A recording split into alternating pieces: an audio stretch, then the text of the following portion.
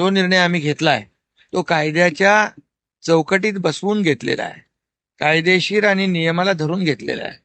त्यामुळे जी काही पद्धत जी आहे मराठा समाजातल्या कुणबी प्रमाणपत्र देण्यासंदर्भातली जी पद्धत आहे, प्रक्रिया आहे, ती अधिक सोपी करणं, सुलभ करणं यावर तो निर्णय झाला आणि जी आर मध्ये देखील त्याचा उल्लेख स्पष्टपणे केलेला आहे.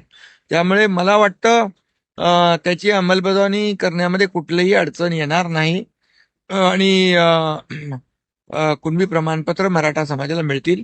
आणि हे करत असताना ओबीसी समाजाचं कुठलंही नुकसान होऊ नये ही भूमिका देखील सुरुवातीपासून सरकारची होती, ती आहे. छगन भुजबळ ज्येष्ठ नेते आहेत, अनुभवी आहे, त्यांची नाराजी दूर करण्याचा प्रयत्न केला जाईल का? कारण त्यांनी जाहीररित्या नाराजी व्यक्त केलेली आहे, निर्णय चुकीचा घेतला असं त्यांचं म्हणणं आहे. तुम्ही कोर्टात स्वतः जाणार नाराजी म्हणताय. त्यांची दूर नाही, आम्ही त्यांच्याशी बोलू, मुख्यमंत्री त्यांच्याशी बोलतील आणि जे आपण निर्णय घेतलेला आहे त्याची जी काय वस्तुस्थिती आहे ती त्यांना समजावून सांगू आम्ही.